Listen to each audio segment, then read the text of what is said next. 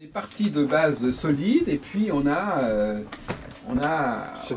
développé, on a projeté et dans un but. Et justement, c'est un peu paradoxal parce que quelque part, en faisant ça, monsieur va vous dire, on est plus efficace puisqu'on a plus d'informations. Si vous regardez par exemple Saturne, Saturne il bouge, prenons même pas le cas de Pluton, alors même Pluton. Pluton, il met 250 ans pour faire les 12 signes. Donc, au niveau de son utilisation divinatoire ou même astrologique, c'est limité. Les transits qu'il pourra faire sont limités. Hein, il met 20 ans pour parcourir un signe. Mais si vous faites avec le système des directions, Pluton, il va être un élément aussi mobile que Mercure ou que la Lune. Donc effectivement, au niveau de l'efficacité informative, puisque l'astrologie est dans l'information quelque part, on va y gagner. Ah, puis c'est surtout mais c'est comme si on avait un œil sur son évolution personnelle, quoi. Vu que c'est seulement notre thème. Donc ça n'a plus de rapport avec les transits des planètes dans le ciel. Donc on a vraiment un œil sur notre évolution intérieure personnelle en fait. C'est pas les planètes qui sont au-dessus qui agissent sur nous. Ah oui, c'est ça, voilà, c'est ça. Dans ce côté-là, je suis assez d'accord, parce qu'effectivement, le thème natal, c'est simple. Moi, je disais ce matin, d'ailleurs, justement, que les directions ont été inventées à une époque où on ne connaissait pas bien l'astronomie. C'est-à-dire qu'on n'avait pas les outils éphémériques, etc., pour savoir où se trouvait une planète à tel moment. Donc on n'avait pas le choix que de faire avancer de manière un peu fictive et conventionnelle les planètes.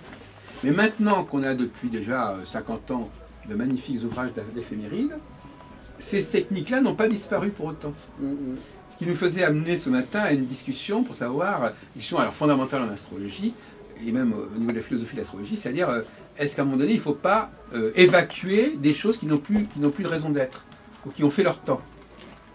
C'est une question fondamentale, alors c'est une question sur laquelle j'aimerais bien que nous discutions, c'est-à-dire quels sont les enjeux finalement existentiels avec lesquels autour desquels on peut parler avec le client. Et ce matin, on disait, il y a des moments où il faut, par exemple, quitter certaines choses, il faut renoncer à certaines choses, à tout moment, il faut, par exemple, ouvrir vers d'autres possibilités, voyez-vous. Souvent. Et on disait que peut-être, finalement, beaucoup de discussions et de consultations tournaient autour de cette double problématique. Est-ce que vous avez une sorte de philosophie générale, comme dans le Yiking, enfin, une philosophie des choses essentielles qui attendent l'individu auquel il doit se confronter? Tout dépend de l'individu. Il y en a qui oui, mais par-delà, est-ce qu'il n'y a pas des questions qui nous interpellent tous, qui sont incontournables pour tout être humain? Je ne comprends pas très bien. Que faire de son avenir Oui. Souvent, les personnes elles sont en doute. Elles doutent si par rapport à l'astrologie, vous dites. Non, je parle dans la vie des gens. Est-ce qu'il y a quelle que soit la méthode utilisée, parce qu'on peut laisser de côté les méthodes actuellement, mais quels sont les problèmes auxquels les gens sont confrontés, fondamentalement? En tout cas, ceux qui viennent ici sont confrontés beaucoup à des problèmes d'ordre sentimentaux, émotionnels, tout ce qui touche au stress, etc. C'est vraiment la grande majorité des personnes... Oui, mais alors, par rapport à ça, M. Brosmer, est-ce qu'il y a, ce qu'on disait ça ce matin, est-ce qu'un problème sentimental, ça peut se présenter de deux ou trois façons différentes.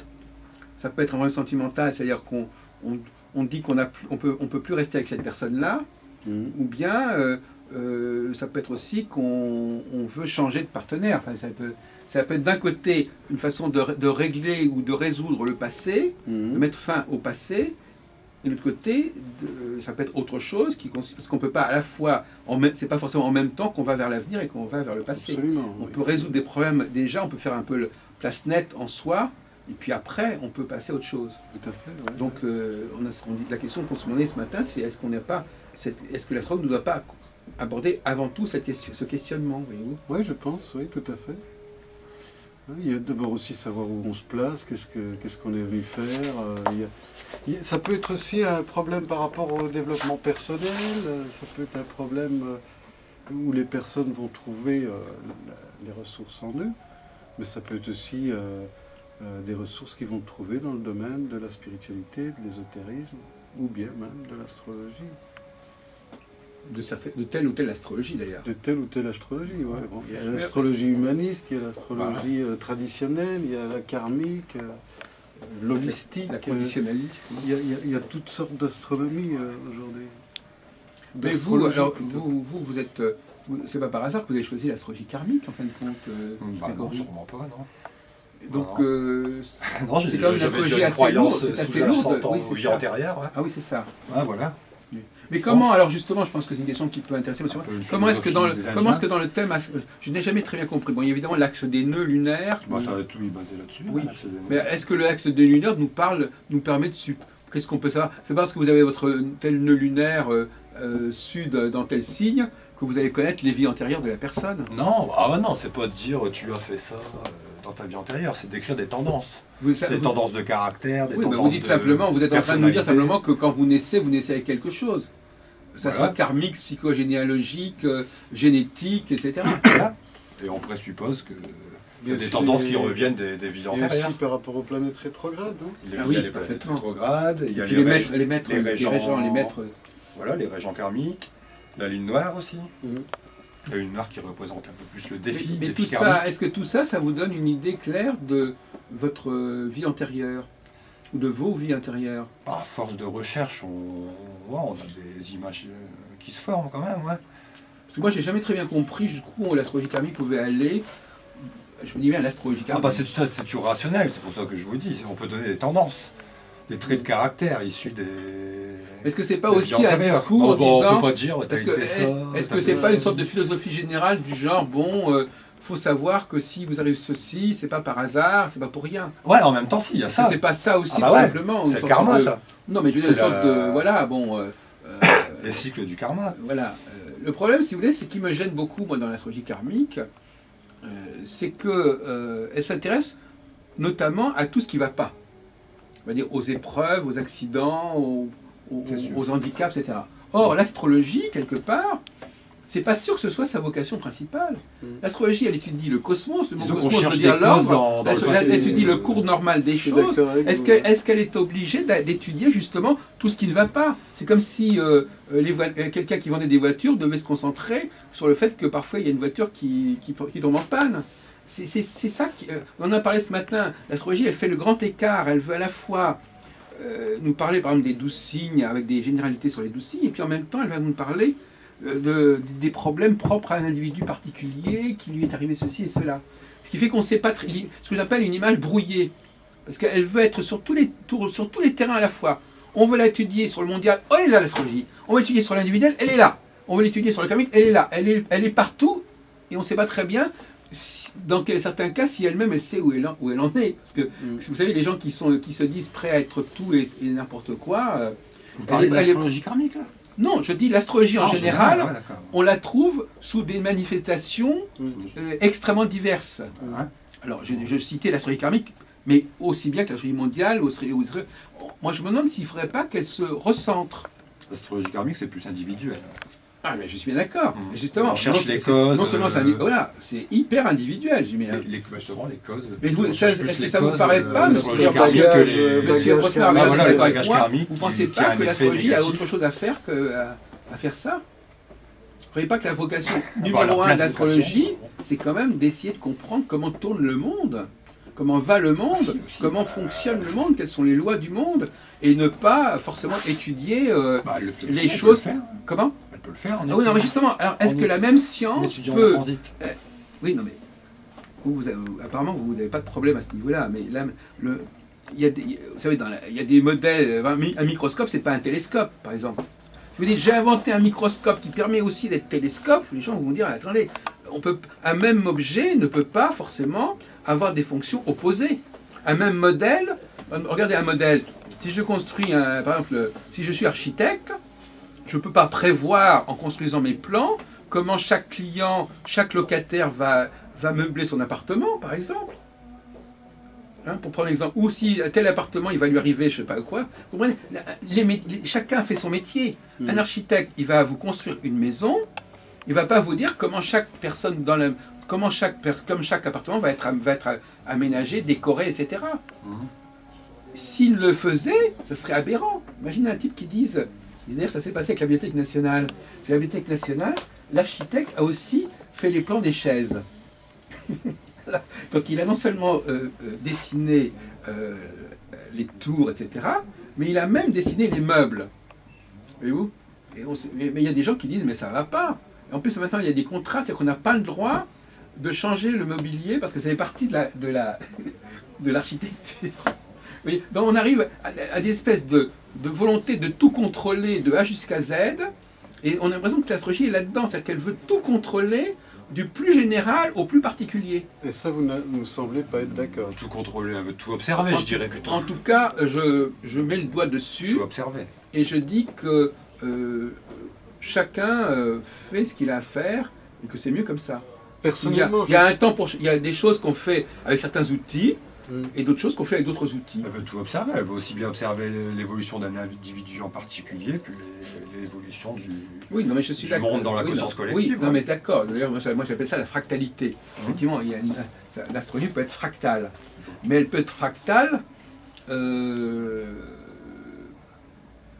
C'est vrai, moi je suis d'accord avec ce qui est le rôle de l'astrologue, c'est effectivement de montrer que des choses à différents niveaux sont en résonance. Ouais, voilà. Bon. Mais le problème, c'est quand même que cette fractalité elle-même ne touche pas à tout. Je vais m'expliquer. Par exemple, je peux dire que par exemple, certains problèmes majeurs sont de l'ordre de la fractalité, c'est-à-dire qu'on va interpréter tout le monde, mais ça ne veut pas dire inversement que tout ce qui arrive est fractal. Le fractal est partout, mais tout n'est pas fractal. Si vous avez un pattern, si vous avez un module, je peux montrer. Par exemple, si par exemple je me dis, par exemple, je peux étudier, par exemple, je peux dire qu'il y a un certain module qui revient partout, ça ne veut pas dire que ce module va tout expliquer. Mais il va montrer qu'il existe à tous les niveaux. Or vous c'est pas pareil ce que vous dites. Vous dites carrément que, que tout ce qui nous arrive quelque part relève quelque part de l'astrologie. Vous ne dites pas, moi par exemple je dirais, certaines choses qui nous arrivent relèvent de l'astrologie et d'autres n'en relèvent pas. Ah si, bah moi je dis ça aussi, je dis pas que tout vient de l'astrologie. Hein. Oui, mais par exemple, quand vous dites que par exemple... sinon ça voudrait dire qu'on est contrôlé par l'astrologie. Oui, mais quand vous dites par exemple que ce qui est pathologique, parce que moi j'aurais plutôt tendance à dire l'astrologie, elle nous parle de la fractalité normale. C'est-à-dire par exemple, quelqu'un, moi je dirais par exemple, je sais pas, si quelqu'un est confronté à des choix, comme on disait ce matin, s'il est confronté à des... S'il doit faire une espèce de travail d'épuration ou d'évacuation, d'accord. Maintenant, si il n'y arrive pas, c'est pas mon problème. Je veux dire, c'est pas le rôle de l'astrologie. Alors là, c'est un autre métier. Hein. C'est-à-dire que s'il y a un dysfonctionnement, moi je peux parler du fonctionnement, mais je ne peux pas parler du dysfonctionnement. Le dysfonctionnement, c'est un autre métier. Par exemple, le garagiste ne fait pas le même métier que le constructeur de voitures. Le médecin ne fait pas le même métier que l'anatomiste ou le physiologiste qui va travailler sur le corps humain. Ah voilà, donc l'astrologue, il peut orienter en fait. Il peut dire, là tu as un mauvais fonctionnement, après il ne va pas guérir. Quoi. Voilà, après, oui, non, mais est-ce qu'il peut, non seulement guérir, est-ce qu'il peut même annoncer ce dysfonctionnement? Il peut dire simplement à la personne qu'elle va être confrontée à un problème. Bon, par exemple, si je dis... elle va être confrontée à un problème, mais qui est un problème, c'est même pas un problème. Si par exemple je dis, regardez, prenez le dysfonctionnement climatique. Bon, normalement, on va dire, voilà, il y a l'hiver, il y a l'été, etc. Bon, c'est pas pareil. Donc s'il y a un problème de passer de l'été à l'automne, c'est pas vraiment un problème. C'est un parti intégré. Voilà. Par contre, si effectivement on arrive, si pour une raison ou pour une autre, le temps est tellement bizarre qu'on ne passe pas vraiment d'une saison à l'autre, là, il y a vraiment un problème. Donc il y a le problème qui est lié au fait qu'on passe d'une phase à une autre, et puis il y a le problème qui est lié du fait qu'on n'arrive pas à passer d'une phase à une autre. C'est pas du tout la même chose. Dans un cas, le problème c'est qu'il faut le faire. Par exemple, je sais pas, bon, à un moment donné, il faut s'endormir, bon, c'est un problème, il faut se lever. Bon, ça c'est des trucs banals. Maintenant, si quelqu'un vit mal ou n'arrive pas à vivre ces moments-là, c'est un problème au deuxième degré. On peut juger de... Or l'astrologie, justement, telle que vous la pratiquez, elle aborde le problème au premier degré et au deuxième degré. C'est-à-dire qu'elle nous parle aussi de la façon dont la personne va ou pas résoudre le problème. Vous allez plus loin. Vous n'allez pas vous contenter... On donne des solutions. Par exemple, un climatologiste... C'est prévisionnel, non? Non mais Moi, je considère Non, mais que le- l'astrologie est toujours Non, quelque mais, chose de quand je- prévisionnel, mais on peut pas faire prédictionnel. un prévision. Oui, c'est ça. On peut faire un prévision. Par exemple, si je dis que tous les ans au printemps, il y a un certain nombre de choses qui arrivent, ça c'est du prévisionnel. Mhm. Ça arrive tous les ans. Bon, maintenant, il peut y avoir un élément qui va interférer, mais c'est pas la même science. C'est pas la même science. C'est-à-dire que c'est une autre science, c'est la science des perturbations, c'est la science de la pathologie. D'ailleurs, le mot la psychopathologie, les cours de psychopathologie, c'est pas les cours de psychologie. Enfin, je veux dire, la psychologie, il y a une psychologie où on décrit le comportement normal, et puis à côté, il y a des cours de pathologie où on montre comment ça peut ne pas fonctionner normalement.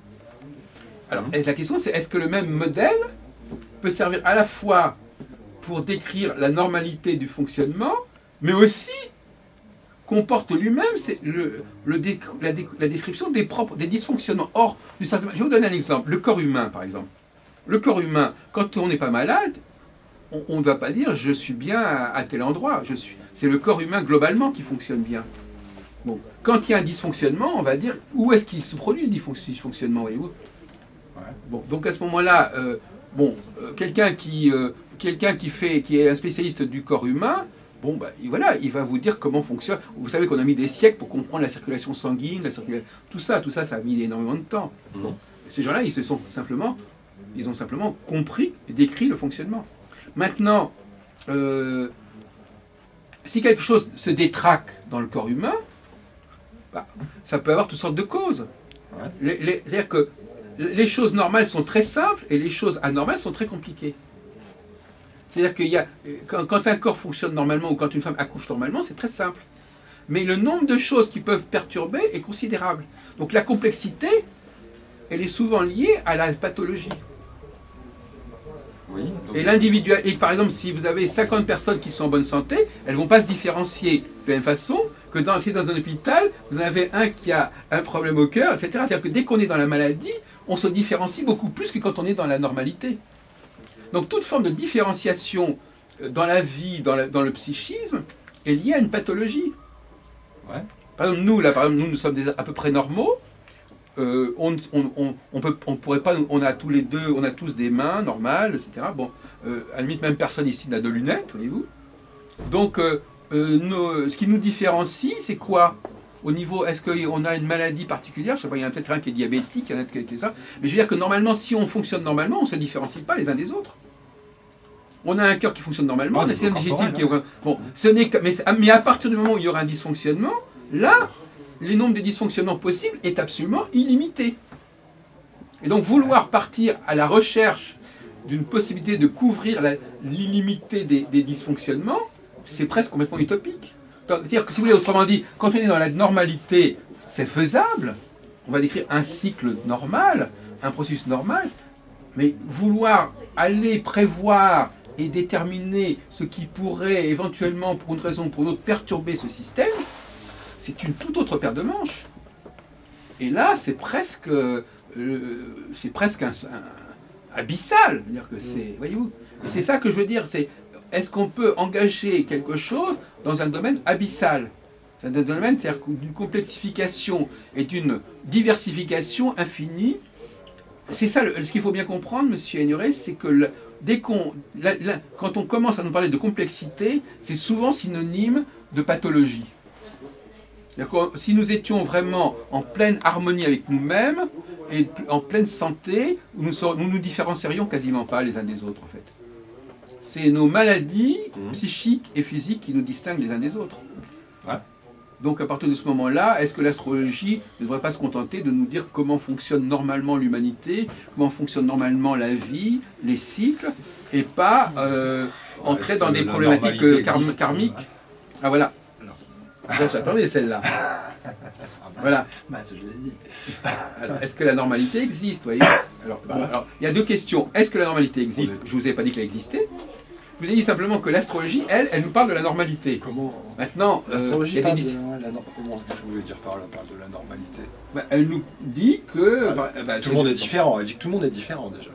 Non, elle ne nous dit pas Avec ça. le thème Non. astral. Attendez, Tout le monde a un thème astral excusez-moi. différent. Oui. Non mais attendez, Voilà. attendez, là, on parle de choses différentes. On n'est pas en train de...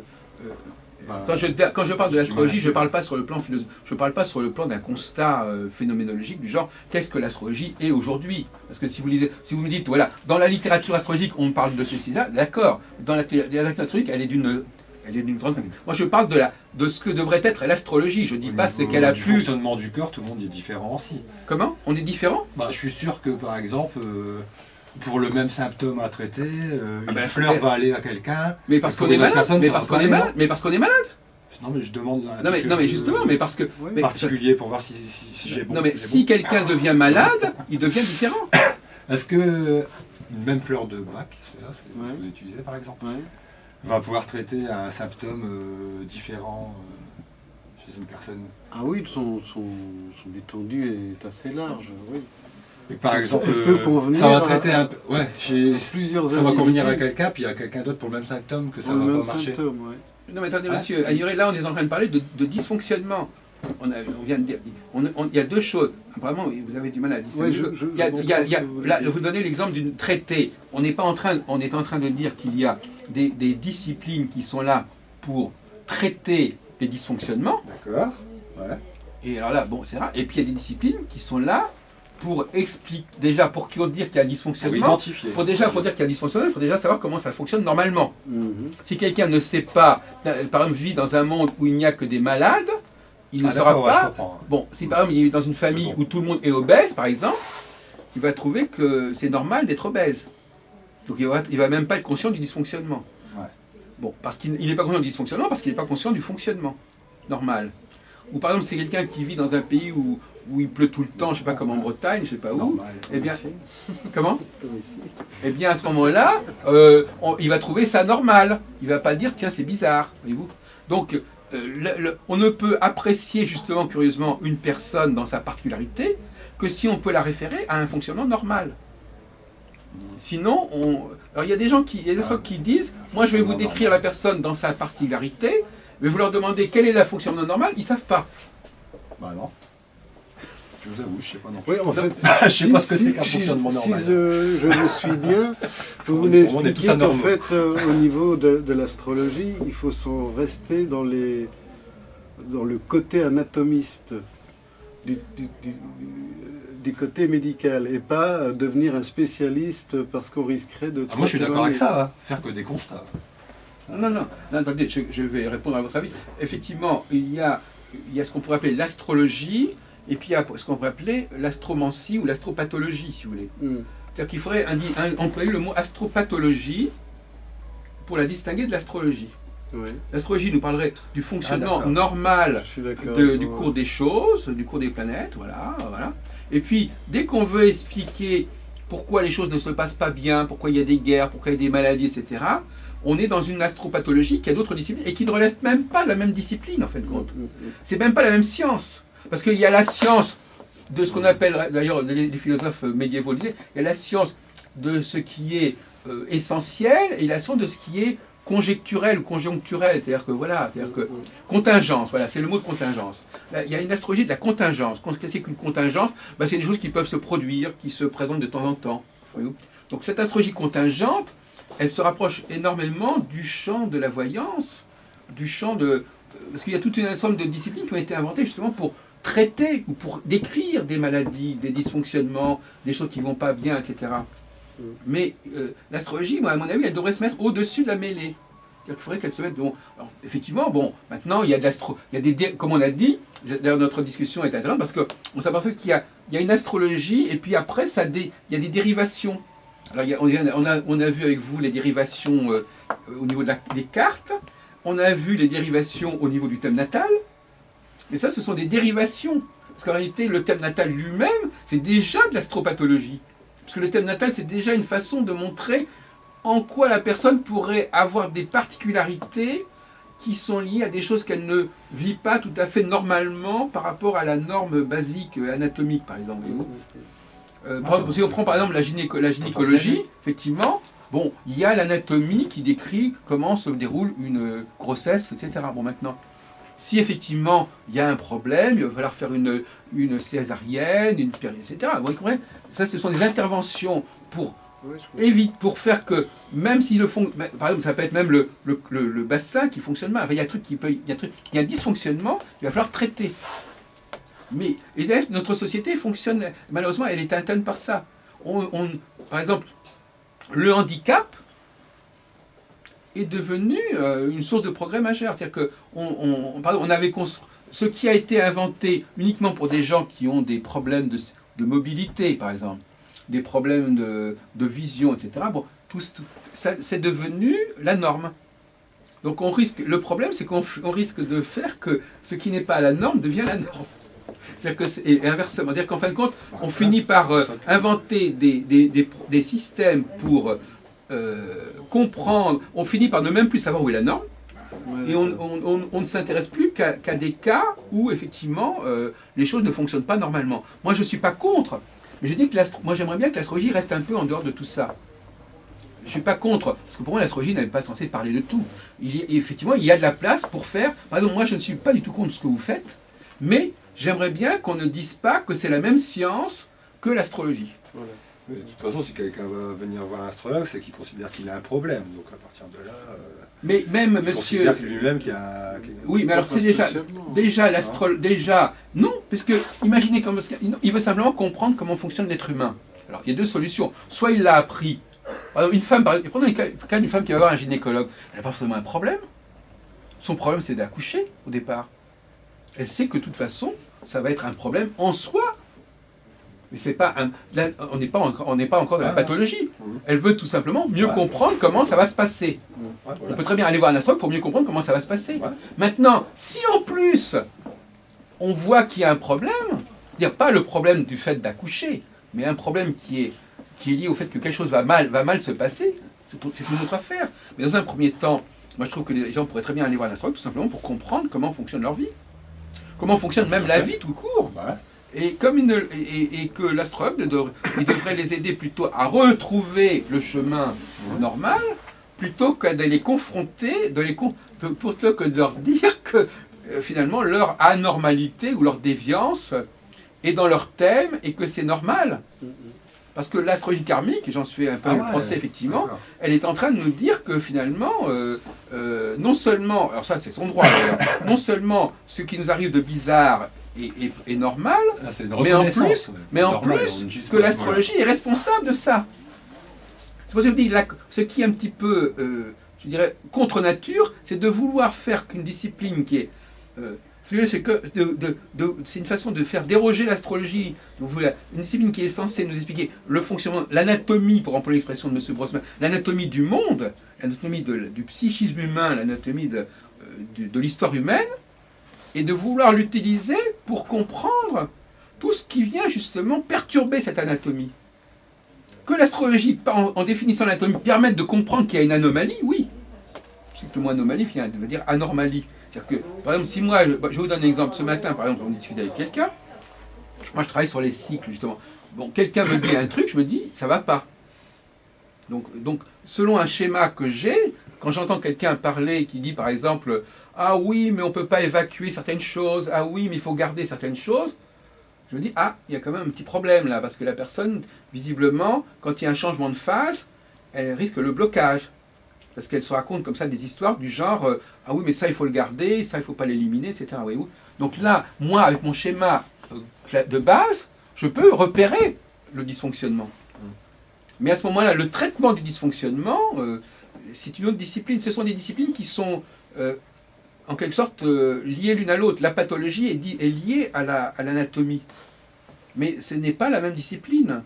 On nous sort souvent le médecin. Le médecin, c'est pas forcément... Le médecin, quelqu'un qui est professeur à la faculté de médecine, c'est pas un type qui va soigner d'une grippe son malade.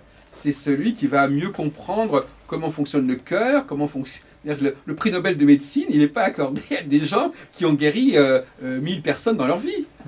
Il est accordé à des gens qui ont fait avancer la science médicale. Et les gens qui font avancer la science médicale, c'est pas le médecin de quartier. De même que celui qui fait avancer l'astrologie, c'est pas l'astrologue de quartier. L'astrologue de quartier, il est là en effet, mais le problème c'est que le médecin de quartier, lui, il a fait des études de médecine, il est contrôlé par l'ordre des médecins, il est contrôlé par la faculté de médecine, etc. Donc s'il y a des progrès au niveau médical, au niveau thérapeutique, au niveau des médicaments, il est obligé de les répercuter. Alors qu'en astrologie, évidemment, comme vous le savez, ce n'est pas le cas. C'est-à-dire que l'astrologue, il fait son truc dans son coin, il a de compte à rendre à personne, il n'est pas contrôlé, et il ne va pas. Par exemple, si par exemple, on lui dit maintenant cette technique-là, elle est plus valable, ça fait son temps, etc., lui dit ah non, non, moi je continue parce que j'ai des résultats. Donc c'est. L'astrologie karmique, elle sert tout simplement à ce que le sujet réussisse à mettre le doigt sur des tendances inconscientes qui le desservent, quoi. Seulement ça, en fait. Oui, je suis d'accord, Ouais, mais voilà. ça n'est pas. C'est aussi simple que ça. Ça n'est pas. Après, ça lui d'avoir une prise de conscience. Ça n'est pas. Ensuite, ça donne une direction avec le Nord. Oui.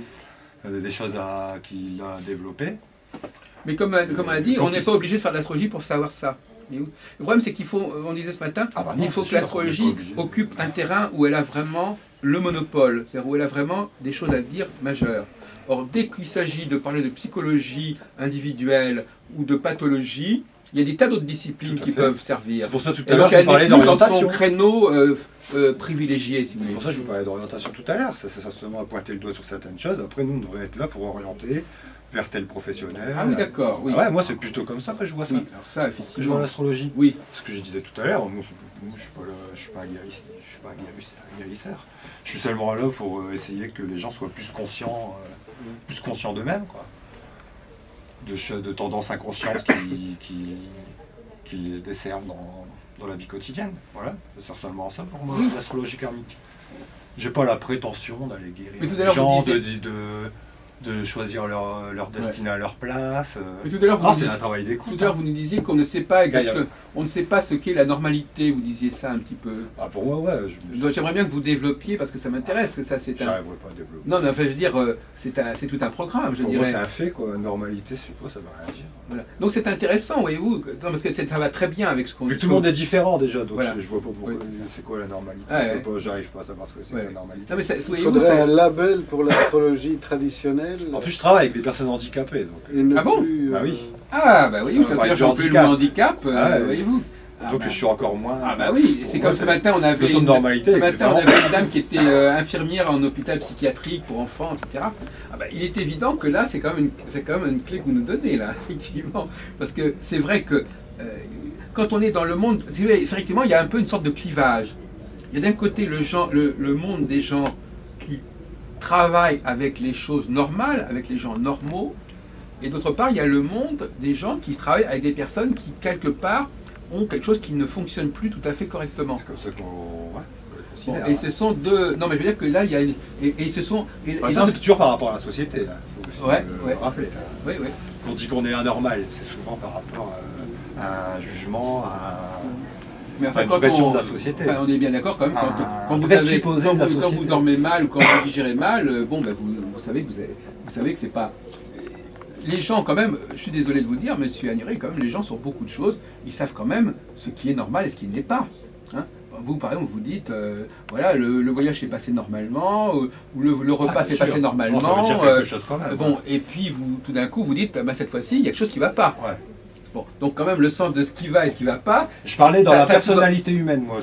Dans la personnalité humaine, vous parlez de normalité. Quoi. Non, bah alors la question, effectivement, mais vous posez, moi je suis là pour dire des choses, pour faire entendre des choses. Hein, ça m'intéresse que vous. Je veux dire, c'est pas seulement pour parler, ça va aussi provoquer des. C'est intéressant parce qu'effectivement, si l'astrologue reconnaît que il est tellement marqué par le handicap, il est tellement dans l'étude du handicap sous différentes formes, qu'il a fini par oublier. C'était une sorte de paradoxe, parce que même le handicap, on sait par rapport à quoi il est handicap. On sait qu'il y a une norme par rapport. Quand même. Voilà, le handicap n'existe que s'il y a la norme. Il y a la norme physique. Là, c'est vraiment mais même quelque chose de... alors vous allez me dire qu'il n'y a pas de norme psychique. Si, il y a... Bon, alors, donc... Pourquoi il y a des maladies. Ouais. Bon, alors voilà. Schizophrénie qui va faire qu'on va dire lui anormal parce qu'il se comporte pas comme... Le mot mal lui-même veut dire ça. Le mot mal, ça veut dire que quelque chose ne va pas normal. Voilà. Le mal, c'est ce qui n'est pas normal. C'est par rapport à une majorité. C'est la majorité qui fait la normalité. Absolument. Voilà. Et d'ailleurs, les gens qui vont voir l'astrologue ou autre chose, ou le médecin même, C'est des gens qui disent, je fonctionne, ils vous disent eux-mêmes, je fonctionne pas normalement, c'est-à-dire je fonctionne pas comme les autres. Comme les autres, bah, c'est ça. C'est ça, comme les autres. Et si les autres n'existaient pas, eh ben, je ne saurais pas que je fonctionne pas normalement. Même si effectivement, quelque part, ils vont dire, je souffre, parce qu'il y a des gens qui vous disent, ah mais la souffrance, c'est les gens qui disent, si vous vous sentez bien, c'est que tout est normal, et si vous vous sentez mal, c'est que ça va pas. La normalité. C'est-à-dire que ça, il renvoie à une simple idée, bon voilà, si le critère c'est, voilà, si je me sens bien... Par exemple, pardon, ici c'est normal manger du lapin, en Chine c'est normal manger du chien. Ouais. Mais si je me sens mal, c'est amusant parce que si je me sens mal, on peut constater que c'est un constat, mais même des gens qui sont mal peuvent s'en sentir bien. Il y a des fous qui se sentent parfaitement bien. Bah ouais, par exemple. Donc, bien, qu'est-ce que ça veut dire se sentir bien? Si on n'a pas, si on voit que la personne dit que je me sens très bien, alors qu'on voit visiblement que son mode de fonctionnement n'est pas normal, on ne peut pas se fier forcément on peut pas se fier à ce que les gens ressentent en fait. De toute façon, Les gens ne sont pas forcément conscients de ce qui est anormal ou normal. Ça vient d'un conditionnement particulier de la société ou de la culture aussi, la normalité. C'est pour ça que tout à l'heure je prenais l'exemple du manger du chien ou de manger un lapin ici. Ah oui, mais alors là, selon les conditionnements, on va être normal là-bas si on mange un chien, si on mange un lapin, ça va pas aller. Si, quand même. Non, j'ai pas. Oui, alors là, vous êtes en train c'est du relativisme, de la normalité relativiste. C'est-à-dire que c'est voilà, ceci est permis. Non, c'est pour dire que la normalité, elle n'est pas pareille partout. Pas, oui, mais justement, le problème, mon cher ami, c'est que l'astrologie, c'est justement d'affirmer une normalité qui transcende les cultures. Ah, c'est-à-dire qui est une vérité tellement fondamentale que même les changements culturels n'y font rien, ni dans le temps, ni dans l'espace. Donc justement, elle n'est pas là du tout pour s'aligner sur je ne sais quel particularisme aussi bien individuel. Justement, l'astrologie est universelle. Les planètes, elles tournent pour pareil tout le monde. Mais je ne vous le fais pas dire. Justement, par sa dimension universelle, comment se fait-il qu'elle puisse avoir à être utilisée pour déterminer le particulier et pour comprendre le particulier? Parce qu'on fait partie de l'universel. Non, mais le particulier, à un moment donné, il est en décalage avec l'universel. Il est en rupture quasiment avec l'universel. Eh bien, l'astrologie, ça devrait servir à nous remettre sur la voie de l'universel. Absolument. Voilà, c'est pour ça que je vous dis, l'astrologue qui ne serait pas capable d'avoir un modèle de normalité au sens de l'astrologie ne pourrait pas aider son client. Il ne peut pas aider son client simplement en examinant sa pathologie en tant que pathologie. C'est ça qui est assez amusant, une discussion qui est assez surréaliste. Parce que, ou bien il est capable de dire, voilà, il y a quelque chose qui ne fonctionne pas par rapport à ce qui devrait fonctionner, mais en vous entendant, mais pas uniquement vous, on a l'impression qu'il va décrire l'individu sans même prendre la peine de décrire ce qu'il devrait être normalement. Puisque quelque part, le thème dans sa bizarrerie, devient la norme de la personne. C'est un peu ce que l'astrologie karmique dit. Elle dit, vos particularités sont votre propre norme. C'est votre norme individuelle. Alors qu'est-ce que c'est qu'une norme individuelle? C'est presque une contradiction dans les termes. Une norme ne peut pas être individuelle. Or, quelque part, c'est un peu ce que j'entends. Moi, j'entends le thème, la norme individuelle. C'est-à-dire que votre Rudyard, quelque part, l'astrologie humaniste, c'est pareil. C'est-à-dire que le thème vous détermine ce qu'il va vous advenir, ce qui vous concerne vous. Détermine comment. Mais sans aucune référence à une quelconque universalité ou quelconque normalité. Si je vous comprends bien, M. Heilbronn, c'est que vous faites une croisade contre l'astrologie karmique, alors non, beaucoup plus contre l'astrologie du thème natal. Non, c'est... Non, c'est bien plus grave que ça. C'est le thème natal. Non, parce que vous avez l'air de dire que non, tout ce qui est satellite de l'astrologie contrairement à ce que vous n'avez pas compris, c'est que l'astrologie karmique ne fait que exacerber un processus qu'on trouve dans toute forme d'astrologie. L'astrologie karmique n'a rien de particulier à ce niveau-là. N'importe quelle personne qui utilise le thème natal... C'est un phénomène de mode, alors, pour vous. Non, mais le thème natal est porteur de ce qu'on... Le thème natal, par lui-même, par son concept même de quelque chose qui va représenter la particularité de l'individu, c'est déjà le problème. Que ce soit au niveau de l'astrologie humaniste, karmique, etc., le problème ne change pas. Donc, le verre est déjà dans le fond. Si je vous comprends bien, ce que vous reprochez, c'est de mettre l'accent sur une pathologie en négligeant l'essentiel. Premièrement, Pour résumer. Ce matin, par exemple, on avait pourtant avancé, malheureusement on recule. Là. Ce matin, on avait avancé en essayant de mettre en évidence une sorte de normalité cyclique. Parce que finalement, quelque part, l'astrologie est dans la cyclicité. Ah bah voilà. Elle n'est pas spécialement dans les descriptions ponctuelles d'une personne. Je suis bien d'accord. Donc elle est dans la Ouais, cyclicité. aussi. On a essayé de définir une cyclicité normale, avec des moments où certaines choses doivent se faire d'une certaine manière et d'autres moments ça fait bon. Voilà. Cette cyclicité normale, là déjà on s'est aperçu qu'on n'arrivait pas tous à se mettre d'accord sur ce que ça pouvait être, et surtout on n'a pas arrivé à se mettre d'accord sur à quel moment les phases se produisaient. Bah, ça va être les phases de quoi? Quelle phase?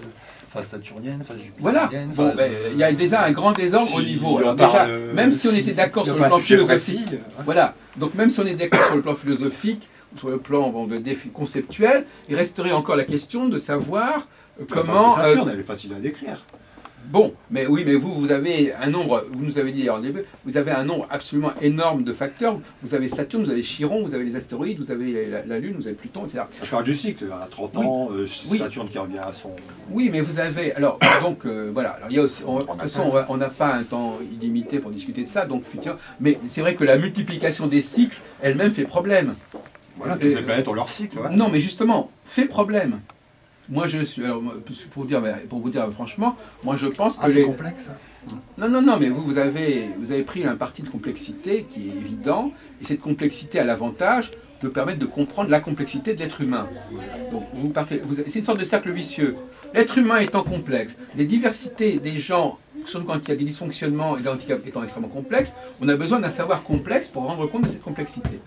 C'est une espèce de truc comme ça. Puisque cette complexité existe dans l'astrologie, ou en tout cas dans l'astronomie, parce que ça c'est un autre problème, parce que les rapports...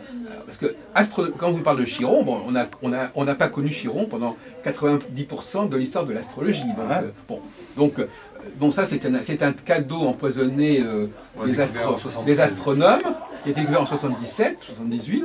Bon, donc, alors maintenant, c'est pour ça que l'astrologie a des rapports difficiles avec l'astronomie, parce que d'une certaine manière... elle est envahie par des informations. En plus, les astronomes prennent la peine de donner des noms de mythologiques aux planètes, ce qui fait que ça parle aussi. Ah bah, c'est pas nous, c'est pas les astrologues qui ont donné ce nom de Chiron, c'est des astronomes. Ah, c'est des astronomes, je sais bien. Bah, comme quoi, ils sont reliés à la conscience universelle. Bon, voilà, sans s'en rendre compte. voilà, c'est ça, exactement. Donc, vous avez une très grande complexité de facteurs. Il est évident que quand vous choisissez d'étudier la norme, vous avez besoin de beaucoup moins de facteurs. C'est ça. Complexité, beaucoup de facteurs. Simplicité, peu de facteurs. Voilà. Donc là aussi, forcément, à ce moment-là, ça veut dire quoi? Ça veut dire qu'il faut renoncer. Parce qu'on parlait ce matin de renoncement. Et à un moment donné, il faut dire attention, tout ça, est-ce qu'on doit le garder ou pas?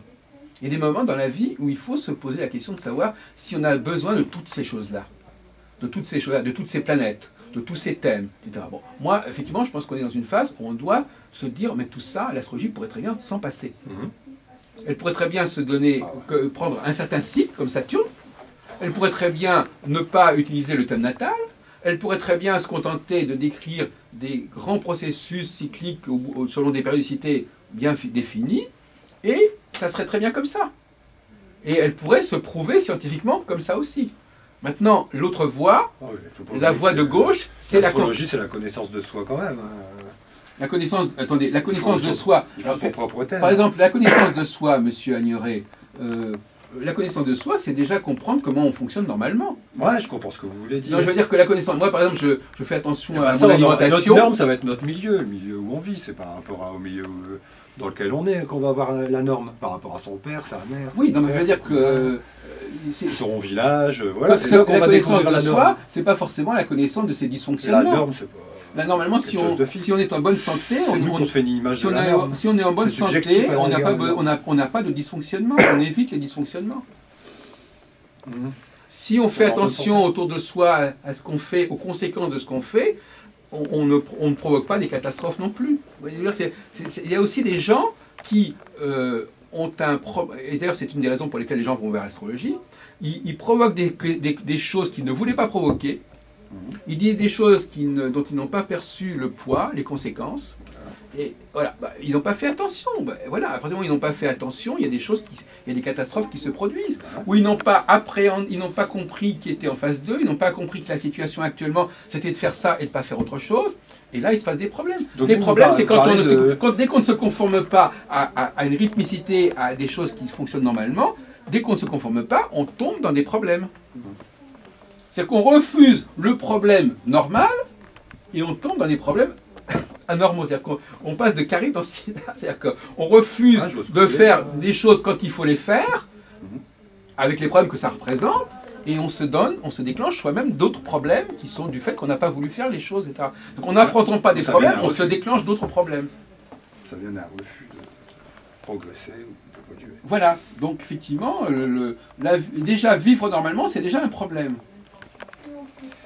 Et c'est parce que c'est un problème qu'il y a des gens qui refusent. C'est parce que c'est un problème qu'il y a des dysfonctionnements. C'est de même qu'une digestion, par exemple, c'est tout le cycle de manger, etc. Même quand c'est normal, il y a des problèmes. C'est pas des problèmes au sens il faut que les choses, il y a des transmutations, il y a des changements. Chaque fois, il peut y avoir quelque chose qui va se détraquer.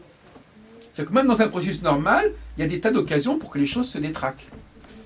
Pour que ça lâche quelque part. Ouais. Mais ça peut lâcher à un nombre d'innombrables façons. Mais enfin, j'ai compris ce que vous vouliez dire. Mais bon. C'est-à-dire que moi j'appelle ça être dans la diversité, dans le détail, et ne plus avoir les axes. C'est-à-dire c'est ce qu'on appelle, il y a des astrologues qui sont ravis de faire des thèmes astro. Ils vont vous étudier vos particularités, et si vous leur demandez de comprendre comment fonctionne l'humanité, comment fonctionne le temps humain, comment fonctionne l'histoire, ils ne sauront pas vous dire, ils vous diront « Ah ben ça c'est les planètes », mais ils ne pourront pas en dégager un contenu, disons, qui soit compréhensible par les gens. Mais alors moi j'aime bien ce que vous avez dit, effectivement, quand on est quelqu'un qui travaille sur le handicap, ou quelqu'un, ce matin on avait entendu ça, des gens à qui est arrivé des choses très, très dures, on a l'impression que c'est ce genre de situation, de trucs invraisemblables qui est arrivé à la personne, ou de choses terribles, etc., ou de gens... C'est ça qui alimenterait actuellement, je veux dire actuellement, la demande d'astrologie, et la vocation d'astrologue. Mais moi je me demande si c'est vraiment bon pour l'astrologie tout ça. Ou plus exactement, je me demande si tous ces gens qui veulent faire de l'astrologie et qui veulent mettre l'astrologie à leur service, je me demande s'ils rendent service à l'astrologie. Je me demande si l'astrologie n'a pas autre chose à faire que de s'occuper de cette faune, enfin de cette population particulière. Moi, je pense que l'astrologie aurait beaucoup à gagner à être... Vous parlez de quelle population? D'une personne handicapée là? De toutes les personnes qui ont quelque part, qui se plaignent de la vie, qui ne sont pas contentes de leur existence, qui ne comprennent pas pourquoi il leur est arrivé certaines choses. Voilà, comme dirait notre amie Elisabeth Sens, qui ne comprennent pas la signification de ce qui leur arrive. C'est surtout ça, voilà. C'est à ça qui sert l'astrologue. Mais la signification, à donner du sens. La signification, mais la signification de ce qui leur arrive, de particulier. Quelque chose que, comme vous dites, qui a trouvé un normal. Oui, mais justement, mais si on les aidait à mieux comprendre déjà comment les choses normalement se déroulent, peut-être qu'ils comprendraient que c'est peut-être qu'ils feraient déjà mieux qu'ils assument la normalité des choses, plutôt qu'ils commencent à se demander. Il vaut mieux travailler sur les causes que sur les symptômes. Il vaut mieux travailler sur les causes que sur les conséquences qu'on n'a pas par ignorance. Voyez-vous, et moi je me pose des questions parce que je me demande, est-ce que l'astrologue, je l'ai dit ce matin, est-ce que l'astrologue peut aider, est-ce qu'un astrologue qui ne connaît pas un certain nombre de choses fondamentales sur le déroulement normal des choses, est-ce qu'il peut vraiment aider son client? Non, et d'ailleurs l'autre jour dans un colloque qu'on a organisé à Rennes il y a 1 an, on a distingué l'astrologie normative et l'astrologie palliative. L'astrologie normative, c'est celle qui est capable de vous recentrer sur une normalité non pas individuelle, mais collective. L'astrologie palliative, c'est quelqu'un qui vous fait accepter votre cas personnel, votre cas particulier, en disant, bon, écoutez, on ne peut pas vous remettre dans la norme, donc on va vous aider à vous accepter comme vous êtes. Voilà. C'est une stratégie d'acceptation d'une situation qu'on considère comme irréversible, mot qui d'ailleurs complètement opposé à l'astrologie. Puisque par définition, l'astrologie, c'est toujours ce qui est réversible. Il y a jamais, l'astrologie n'existe pas, la notion d'irréversibilité n'est pas d'ordre astrologique, par définition. Puisque le cycle revient constamment, donc quelque chose qui est réversible, c'est quelque chose qui ne peut pas revenir, qu'on ne peut pas remettre en état. Donc déjà là, on tombe dans une aporie, là. On a déjà une difficulté. Parce que l'irréversible, un handicap irréversible, ou un problème irréversible, ou un événement irréversible, c'est quelque chose qui est presque de nature inverse de la notion d'astronomie et de la philosophie de l'astronomie qui est cyclique. La cyclicité ne peut pas assumer la notion d'irréversibilité à aucun niveau. Et d'ailleurs, là, donc... ça fait penser à la carte du tarot, la roue de la fortune, oui. Avec les 4 planètes fixes. Ah oui, les planètes fixes, parce que vous la lisez comment, la roue de la fortune? Vous avez 4 planètes associées. Vous avez, ah bon, parce sur que la moi, roue de la fortune, oui. vous avez l'homme l'homme qui symbolise le Verseau. Ah oui, ça c'est le monde, c'est la carte du monde, ça. Oui, le monde, pardon. Oui, non, parce que, voilà, je confonds oui, avec c'est ça, le chariot. Oui, absolument, le monde, bah oui. Oui, donc avec les 4 planètes fixes, qui montrent quand même le mouvement aussi cyclique, quoi. C'est clair que pour moi, je suis complètement d'accord. L'astrologie ne peut pas être quelque chose de figé. Elle ne peut pas figer, elle ne peut pas légitimer quelque chose de figé. Oui, donc elle n'a pas le droit de figer un caractère, de figer une situation, absolument. de figer un truc qui serait... non, justement, avec les transits, tout ça, on voit comment on évolue. Ouais, ça sert à ça. C'est pas figé. Dan Rudhyar, justement, il a tout fait pour faire voir que l'astrologie, avant, l'astrologie traditionnelle, c'était quelque chose de figé. On disait, tu as tel aspect dans ton thème, tu as tel trait de caractère, et puis voilà, ce sera normatif, quoi. Tu seras comme ça, et c'est tout. Tandis que maintenant, non, on sait qu'on évolue, et on peut lire l'évolution grâce au transit, on sait comment on peut évoluer. Oui, mais malgré tout, par exemple, ce matin on en a parlé, le thème natal, c'est quand même... Par exemple, notre amie Elisabeth Sens, elle a quand même une façon de figer le thème natal. Parce qu'elle ne veut pas justement faire de prévisions. C'est d'ailleurs un des problèmes de l'astrologie. Beaucoup d'astrologues aujourd'hui ne font plus de prévisions. Donc en ne faisant plus de prévisions... Non mais je ne parle pas de vous. Où on en est dans son évolution. Je ne parle pas de vous, parce que vous avez montré à quel point vous étiez marqué par la prévision. Mais beaucoup d'astrologues aujourd'hui ne veulent pas faire de prévisions, et donc par conséquent, ils ont forcément une vision psychologique figée. Parce que la prévision, c'est ce qui permet à ce qui est la grande qualité de l'astrologie, c'est de pouvoir ne pas figer les choses en montrant qu'elles sont en mouvement. Mais si vous n'utilisez pas, si vous ne faites pas de prévision, vous figez votre analyse psychologique. Ah, il faut voir, donc là, voyez-vous, là, on n'en sort pas. C'est-à-dire qu'on ne peut pas se dire que tous les astrologues sont piégés à un moment donné, quelles que soient leurs options, pour une raison ou pour une autre. De toute façon, quel que soit le choix qu'ils prennent, il y a quelque chose qui ne va pas. Bon. Alors, mais ce que vous me dites m'intrigue. Monsieur Agnoret, ça m'intrigue parce qu'effectivement, s'il y a des expressions... Alors, vous dites que, c'est vrai que d'ailleurs notre ami Irène Andrieux parle de l'astrologie d'évolution pour désigner l'astrologie karmique. Alors, effectivement, quand par exemple quelqu'un a un handicap, puisque vous connaissez cette question, bon, ce handicap, d'abord, premièrement, deux choses l'une, ou bien vous pouvez le rétablir, et vous pouvez l'évacuer ou le faire disparaître. Ouais. Et à ce moment-là, effectivement, c'est une façon d'évacuer un problème en le résolvant, en quelque sorte. À ce moment-là, ce n'est pas irréversible. Non, c'est réparable. Oui. Mais en même temps, ce handicap, si vous voulez, par exemple, imaginons par exemple que quelqu'un soit piqué par une abeille ou par une guêpe. L'anatomiste, lui, ça ne l'intéresse pas, à la limite, les abeilles, les guêpes. Il y a un corps ou par un serpent. Donc, moi, en tant qu'anatomiste, moi, j'étudie le corps de la personne. Bon, maintenant, s'il y a un serpent qui vous pique, je ne vais pas faire un cours d'anatomie pour expliquer que le serpent vous a piqué, vous comprenez? C'est-à-dire que c'est des accidents qui se présentent, qui vont perturber, qui vont mettre à mal le modèle, mais il n'y a pas de science de ça. En fin de compte, c'est ça. En fin de compte, c'est ça. Il n'y a pas de science de l'accident. C'est là, tout à l'heure, vous disiez que vous allez faire des... Il n'y a pas de science, parce que quelque part, ce qui est amusant, c'est que quand vous disiez, on a un moment donné, on a un côté... Oui, mais quand même, on va faire une essai de démonstration scientifique. Il n'y a aucun astrologue qui échappe complètement à ce côté un peu scientiste. Mais en l'occurrence, quelle science peut-il exister pour nous expliquer comment un dysfonctionnement va se produire. Le dysfonctionnement, c'est d'ordre de la contingence, c'est le hasard, c'est la perturbation, etc. Bon, maintenant, il y a des gens qui ont rationalisé ce dysfonctionnement. Le karma, c'est une façon de rationaliser le dysfonctionnement. C'est-à-dire de dire que non seulement, c'est-à-dire qu'il y aurait une sorte il y aurait une sorte de normalité parallèle.